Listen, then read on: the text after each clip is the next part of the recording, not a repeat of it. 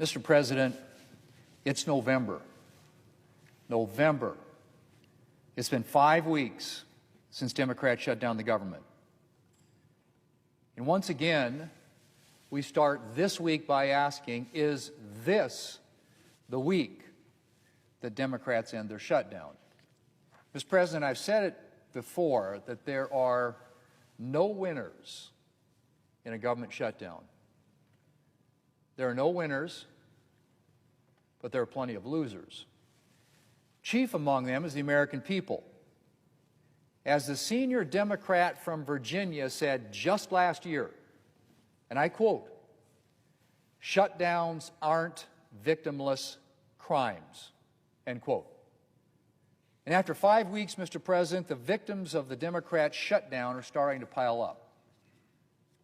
Military families have turned to food banks in significant numbers. And they're not the only ones. Food banks in this area and around the country have seen an influx of federal workers who are missing paychecks due to the shutdown.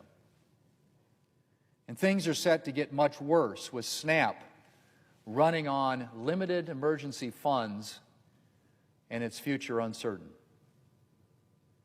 Thanks to Democrats, millions more Americans, millions, Mr. President, are now at risk of going hungry. And yet the Democrat shutdown marches on.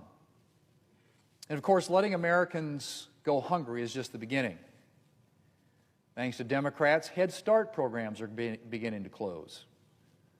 Housing assistance programs are at risk. Seniors and people in rural areas can't access telehealth services.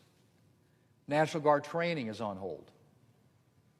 Veterans programs are on pause.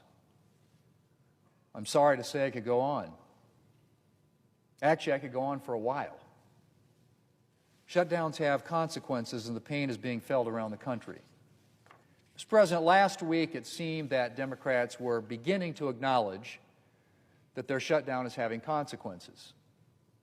We even heard Democrats express concern that Americans were suffering.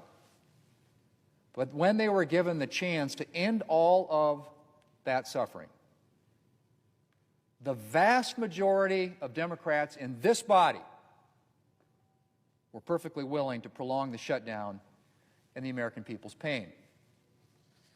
The vast majority of Democrats voted once again against a clean continuing resolution, the only bill on offer that could end all this suffering literally